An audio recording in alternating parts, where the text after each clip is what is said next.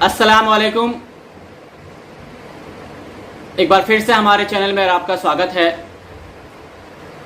दोस्तों, जैसा कि आपको देश के हालात और देश की जो स्थिति है उसके बारे में अच्छे से मालूम होगा, देश के अंदर जो हालात हैं वो फ़िलहाल कुछ अच्छे नहीं हैं और आने वाले समय में अगर यही हालात रहे तो देश की तस्वीर को साफ तौर पर देखा जा सकता है। देश के हालात साफ तौर पर नज़र आ सकते हैं। देश के अंदर अब भुखमरी जैसे हालात पैदा हो चुके हैं। देश के अंदर हालात इतने बिगड़ चुके हैं कि तसव्वुर करना मुश्किल हो गया है कि देश कौन सी दिशा में जा रहा है।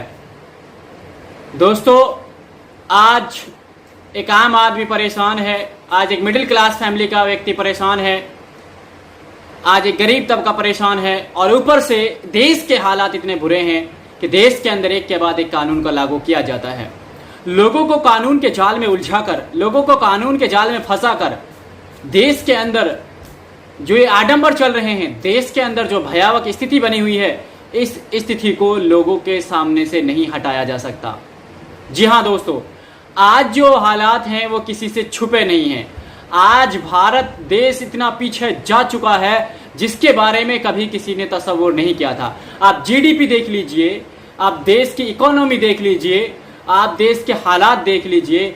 हमारा देश कहीं ना कहीं हद तक बहुत पीछे जा चुका है, जिसको अब अच्छे प्लेटफॉर्म पर लाना देश के लिए एक बहुत बड़ी चुनौती होगी। और उसी देश के अंदर, जी हाँ दोस्तों, उसी देश के अंदर कुछ ऐसे महाअनुभवी लोग पैदा हैं, ऐसे लोग राज कर रहे हैं, ऐसे लोग सरकार चला रहे हैं जो बार बार एक के बाद एक नया कानून लाने में बिजी हैं। जी हाँ, तो आप समझ ही गए होंगे मैं किसकी बात कर रहा हूं। मैं बात कर रहा हूं यूपी की, यानी योगी आदित्यनाथ की। दोस्तों, जैसा कि आपको मालूम होगा, यूपी के अंदर योगी आदित्यनाथ ने, श्रीमान योगी आदित्यनाथ ने एक ऐसा कानून पास किया है जो बढ़ती हुई आबादी को रोकने का काम करता है। जी हाँ, यानी वहां पर एक कानून बना दिया गया है कि 2 से ज्यादा बच्चे पैदा नहीं कर पाएंगे। अगर आप 2 से ज्यादा बच्चे पैदा करते हैं तो वहां पर जो आपको कल्याणकारी योजनाएं हैं उनका फायदा नहीं होगा। जी हाँ दोस्तों, ये कानून यूपी के अंदर माननीय श्री योगी आदित्यनाथ के द्वारा लाया गया। तो योगी आदित्यनाथ, जरा बताइए कि क्या देश के अंदर कानून बनाने से या कानून बदलने से देश की स्थिति को अच्छा बनाया जा सकता है? क्या कानून लाने से देश की गरीबी को मिटाया जा सकता है? क्या नए कानून बनाने से देश के हालात को सुधारा जा सकता है? क्या कानून बनाने से देश की जीडीपी को अच्छा किया जा सकता है? अगर नहीं किया जा सकता तो फिर ये आप कानून क्यों बना रहे हैं? और किया जा सकता है तो फिर ऐसा कौन सा षड्यंत्र आप रच रहे हैं कि जिसकी वजह से देश के हालात को इंप्रूव किया जा सकता है?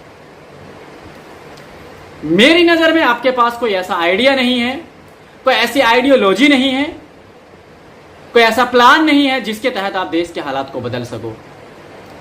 अगर आपके पास है तो आप लोगों के सामने उस तस्वीर को पेश करिए, लोगों के सामने लाइए अपनी प्लानिंग्स को, अपनी योजनाओं को, ताकि लोगों को पता चल सके कि 2 बच्चे पैदा करने से देश के कौन से हालात ऐसे हैं जिनको सुधारा जा सकता है और 4 बच्चे पैदा करने से ऐसे कौन से हालात हैं जिनको बिगाड़ा जा रहा है। एक तरफ मोहन भागवत कहते हैं कि 2 नहीं 4 बच्चे पैदा कीजिए, और बहुत सारे योगी हैं, महाराज हैं जो कहते हैं कि मुसलमानों से लड़ने के लिए 1 नहीं 2 नहीं 5-5 बच्चे पैदा करिए। तो फिर योगी जी, आपने ये 2 बच्चे वाला कानून पास क्यों किया?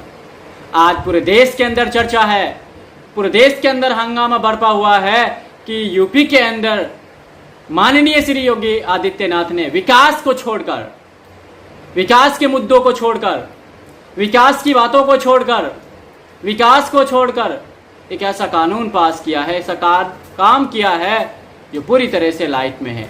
यानी उसको ना यूपी की फिक्र है, ना आम जनता की फिक्र है, ना विकास की फिक्र है, ना मुद्दों की फिक्र है। फिक्र है तो जनसंख्या कंट्रोल कैसे किया जा सकता है? तो योगी जी, मैं आपसे एक सवाल पूछना चाहता हूं कि अगर आपने 2 बच्चों का कानून पास किया है, अगर नेचुरली किसी के पास 4 बच्चे पैदा हो जाते हैं, नेचुरली अगर किसी औरत के पास 5 बच्चे पैदा हो जाते हैं, या फिर किसी के पास 2 बार में 2 जुड़वा संतानें पैदा हो जाती हैं, तो फिर आप क्या करोगे?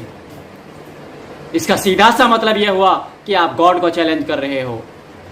जिसके नसीब में जितनी औलाद है उसको आने से कोई नहीं रोक सकता। आप चाहे कानून बना लीजिए, आप चाहे विधानसभा में प्रस्ताव पारित कर दीजिए, लेकिन होने वाला जो है वो होकर रहेगा।